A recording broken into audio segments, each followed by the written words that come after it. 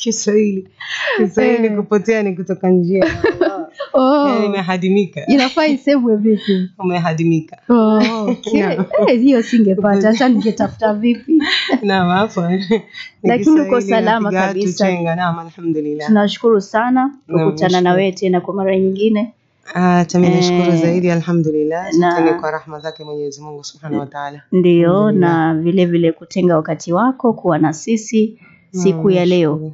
Leo ustadha, ningependa kwa haraka manake baadaye takuwa naingia kwenye segment nyingine ya kumtafuta mshindi. Kama unavyoona studio uko tayari.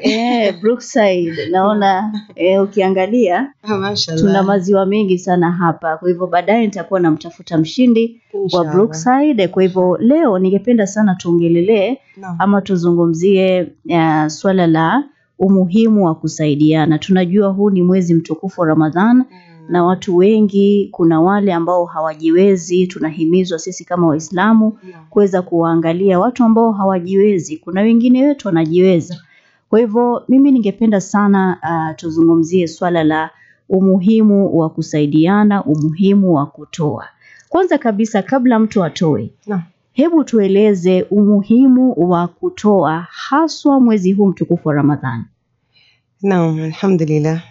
Wassalatu wassalamu ala rasulillah wa ala alihi wa sahbihi wa man wala. Rabbi shrah li sadri wa yassir li amri wa hlul 'uqdatan min lisani yafqahu qawli. Naam, alhamdulillah, swali lako ni nzuri hakika. Na katika masala ya kutoa hakika mwanzo katika Ramadhan ndio sehemu yake katika kutoa. Ndio. Kwa sababu ni mwezi ambao una baraka nyingi na ni mwezi ambao ni wa sadaka pia. Yani watu katika kutoa kule kutoa kunaleta mapenzi katika nyoyo na katika kule kutoa hakika ni katika wewe kutafuta thawabu kwa Mwenyezi Mungu Subhanahu wa Ta'ala. Sote tunaitafuta janna, tunatafuta pepo. Kwa hiyo ikiwa utatoa ni kule yani kutaka kufuzu yani kwa Mwenyezi Mungu Subhanahu wa Ta'ala. Na hakika katika dini yetu hii hasa imehimiza katika masala ya sadaka yani kusaidiana. Shona si katika tu mwezi wa Ramadhani ila katika mwezi wa Ramadhani ni kuzidisha. Ndio. Naam. Lakini katika masikitiko yani ikifika katika mwezi kama huu kuna wengine hasa wengi sana huwa yani wamerudi nyuma si katika kutoa. Kuna wale watatoa naam wanaelewa maana yake na wanaelewa kwamba wanatafuta thawabu. Wengine ni kwa sababu yani kutafuta thawabu, ile nia ni kutafuta thawabu lakini si ile nia ya kuweza kumuinua mtu. Ila yani mtu ikiwa zote mbili yani tuseme una nia kwamba utapata ujira kwa Mwenyezi Mungu Subhanahu wa Ta'ala ni uzuri zaidi. Lakini katika kule yani kuoneana imani yani huruma kwa sababu mwanadamu mwenzako shaona yani katika kumuinua yani asiweze kuona dhiki kabisa yani kwa sababu katika masala ya kufunga hakika huwa mwanadamu anakuwa ni mdhaifu, anakuwa saa nyingine mnyonge. Kwa hiyo akiwa hana tuseme ni iftari zaidi ndio watu wanakuwa wanatoa zaidi yani kule. Ikiwa hana yani iftari yake yani anakuwa yule mwanadamu hata katika nguvu ya ibada anakuwa anashindwa.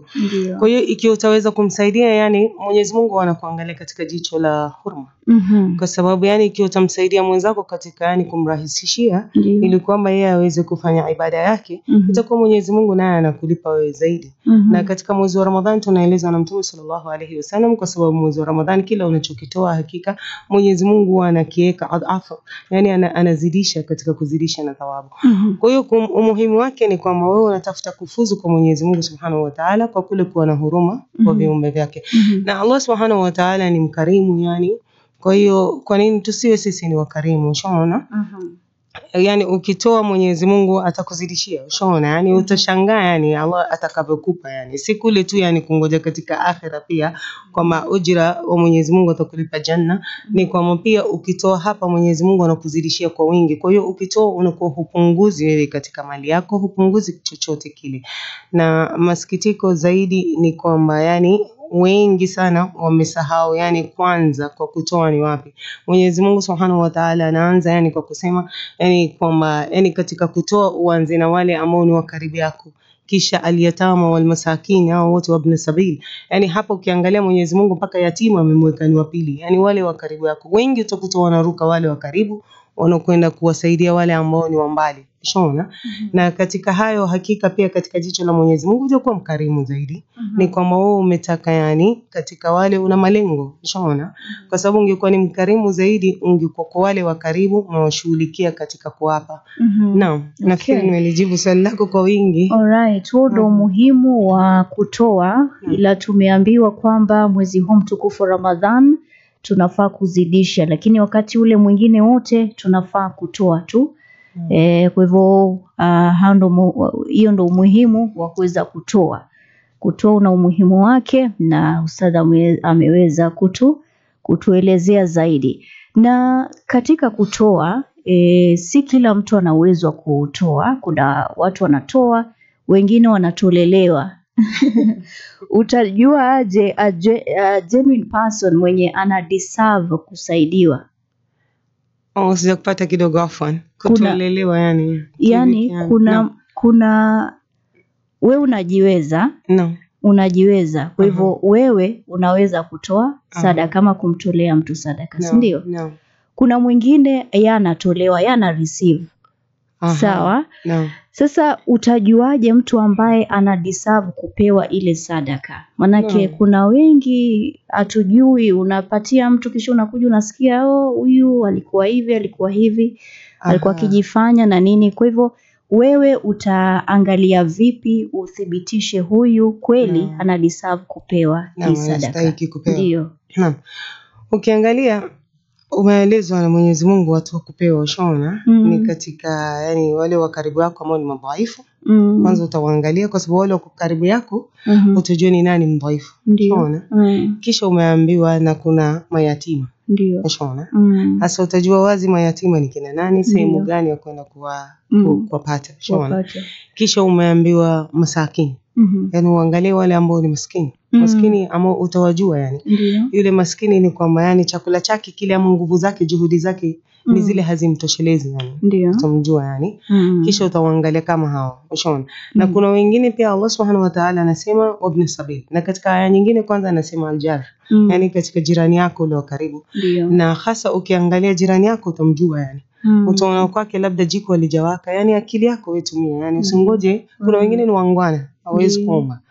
Kwa hiyo ukiona hali si hali yani utajua kule wazi nipelekee sadaka na ile sadaka yako itoe ikiwa nzuri zaidi. Kuna wengine katika sadaka huenda na kuuliza ushaona ama ile sadaka huitoa na njia ya kumuonesha mtu mimi nimekusaidia ama mimi nimekufaa ushaona ili kwamba yani kesho uweze ukamsimanga naye ama ukamsema naye. Hiyo sadaka kama hiyo kwa Mwenyezi Mungu haipiti. Sadaka kama hata umejibu swali langu ambalo nilikuwa nataka kuuliza.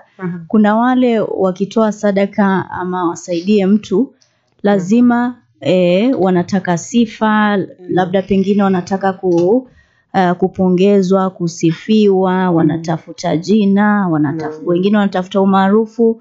Kwa hivyo mtu kama huyu ni madhambi gani anapata katika kule tu kutangaza kwamba amemtolea mtu sadaka?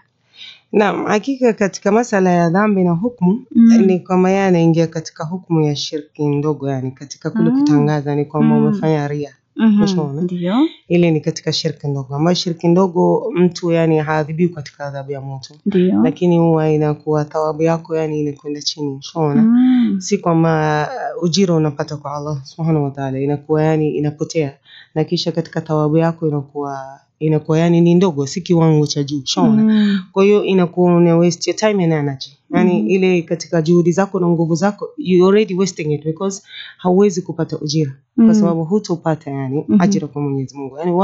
Yani watu hutoa ili kwamba kumridhisha Allah Subhanahu wa Ta'ala.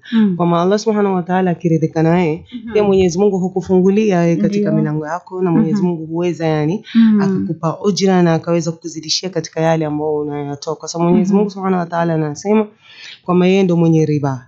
Yani riba ni kule yani kuongeza kitu. Yani ukitoa na Allah anakuongezea. Kwa hiyo unakuwa hupati chochote. Kile unachopata wewe ni sifa za wanadamu. Na kesho kwa Mwenyezi Mungu Allah Subhanahu wa Ta'ala atakueleza kama huna chochote. Na ikiwa huna thawabu mbele ya Allah Subhanahu wa Ta'ala ya kuweza kufanya wewe ukafuzu kupata janna, hakika unaangukia kubaya. Ila tu hujaambiwa kwamba ukitangaza utakwenda motoni, lakini ni hasara kwamba ukienda kwa Mwenyezi Mungu utakuwa huna cha kujitetea nayo. Alright. Kwa hivyo mimi kwa mfano nikikutolea Seme kwa mfano nimekupa 50,000, kisha tukaja tukakosana, ukanikosea nikakukasirikia, kisha nikaenda kutangazia watu, huyu hata nilimsaidia hana kitu na nini nikakusengenya kwa wale watu wengine. Wale watu wengine wakajua kwamba kumbe pia wewe na unasaidiwa.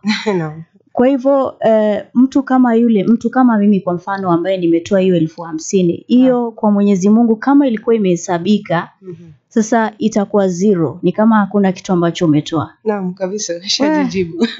Hamna kitu hapo, manake ishafutwa. Kwa sababu naam, umezungumza, umesengenya, umepata ile, yani umepata ile kujiridhisha wewe kwa kule katika kuzungumza, shaona. Kwa hiyo Allah ana la kulipa, shaona. Kama hakuna. Okay. Aya, msikilizaji, saa 4:37 tumia Brookside Instant Milk Powder, chai ya hii maziwa ya unga ya Brookside.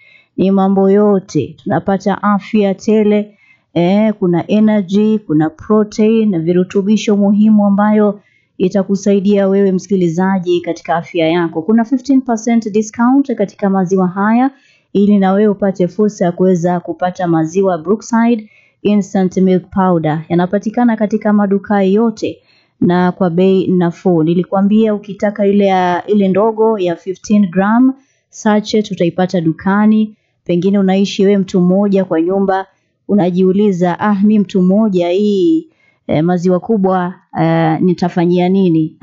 Kuna maziwa ndogo ambayo itakutosheleza wewe, na vile vile kwa wale ambao kuna familia kubwa, unaweza kununua ile kubwa zaidi ya 2500 gram, maziwa kubwa kabisa, maziwa ambayo inaweza kupeleka hata mwezi mzima ukaweza kutumia wewe pamoja na familia yako. Kwa hivyo kama hujawahi kutumia maziwa ya Brookside Instant Milk Powder, fursa ni yako, na pia vile vile leo itakuwa ni fursa yangu nyingine ya kuweza kumtafuta mshindi kwa hisani ya Brookside Instant Milk Powder.